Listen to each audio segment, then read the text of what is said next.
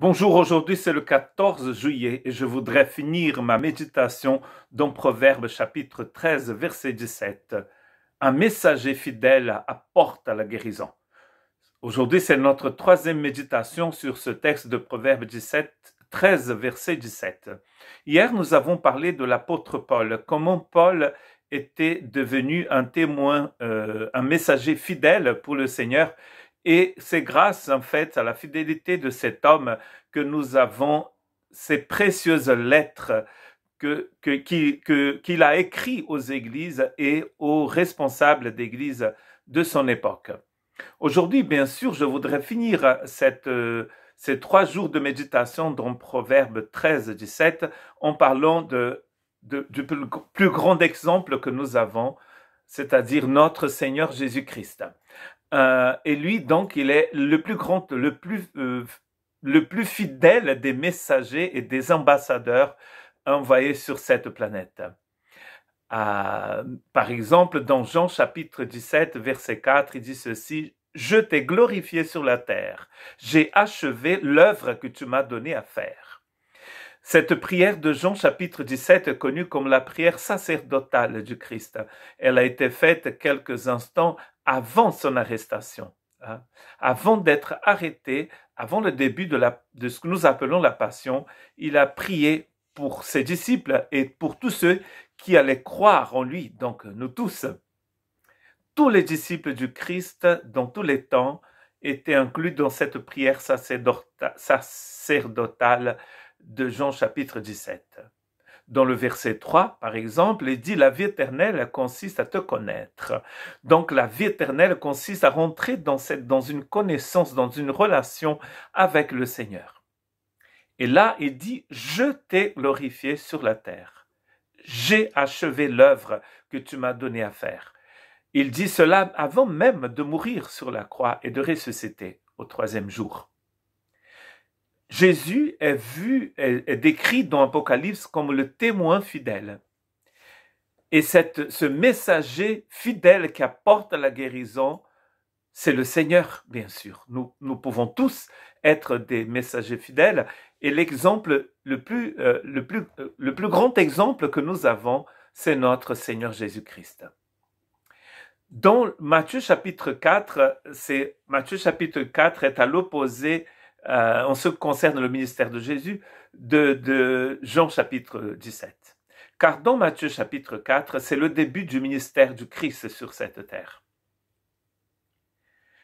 Où Matthieu va citer dans ce chapitre 4, bien sûr, une prophétie d'Ésaïe qui parle du Messie et de comment le Messie allait devenir une lumière qui brille dans les ténèbres. Les gens qui étaient assis dans les ténèbres, ils allaient voir cette grande lumière. Juste avant cette inauguration du ministère de Jésus, Jésus va être conduit par le Saint-Esprit dans le désert pour être tenté par le diable.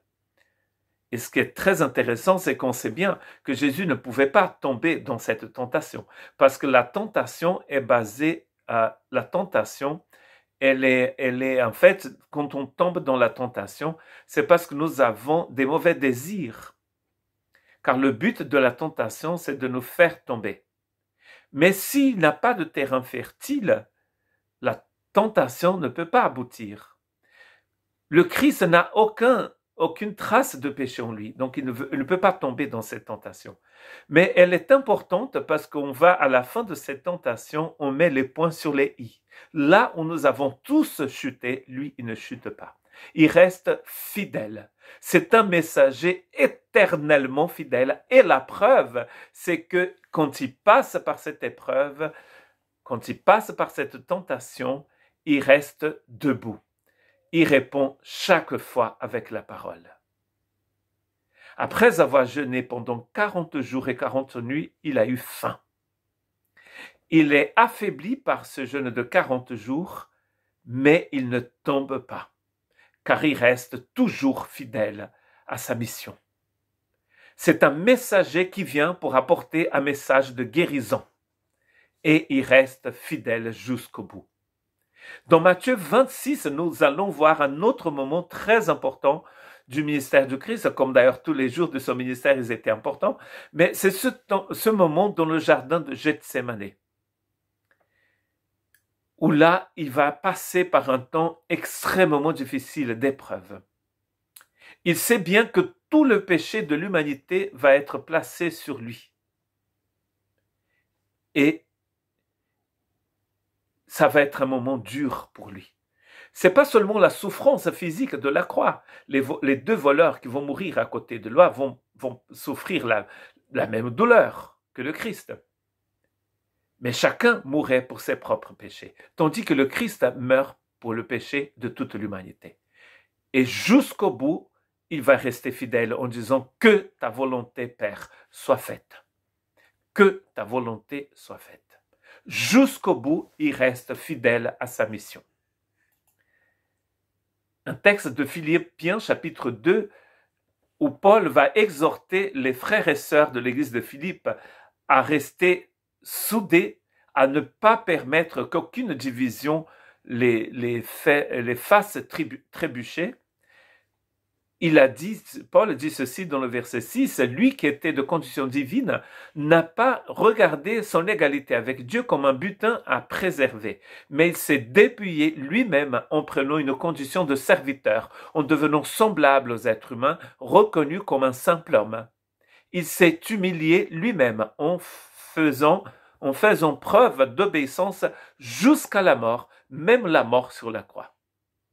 Il reste fidèle jusqu'au bout. Il devient homme. C'est une humiliation pour celui qui a créé l'univers, parce que maintenant, quand il va à Jérusalem, il ne peut pas rester en Galilée. Il est limité dans le temps et dans l'espace. Après sa résurrection, bien sûr, on voit bien qu'il n'est plus limité. Il peut rentrer dans une chambre dont la porte est fermée. Il n'est pas limité par l'espace physique qui nous limite. J'étais ce matin en Espagne, je suis allé conduire ma fille à Bilbao, qui est partie à Séville, et quand j'étais à Bilbao, je ne pouvais pas être à Bayonne, je ne pouvais pas être à Urte. Là, je suis à Urte, je ne peux pas être en Espagne.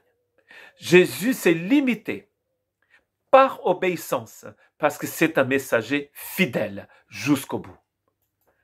Ainsi donc, frères et sœurs saints, vous qui avez part à l'appel céleste, portez vos pensées sur l'apôtre et grand prêtre de la foi que nous professons Jésus. Il reste fidèle à celui qui l'a établi, tout comme Moïse a été fidèle dans sa maison. Hébreux 3, chapitre 3, versets 1 et 2. Le Seigneur reste fidèle jusqu'au bout. Jusqu'au bout. Et en plus, dans ce texte, il va dire qu'il est supérieur Jésus est supérieur à Moïse, parce que Moïse a été un serviteur pour la construction de la maison, mais la maison appartient à Jésus-Christ. Donc, regardez le Seigneur tout le temps. Fixez votre regard sur Jésus, car Jésus est celui qui reste fidèle pour l'éternité. Que Dieu vous bénisse.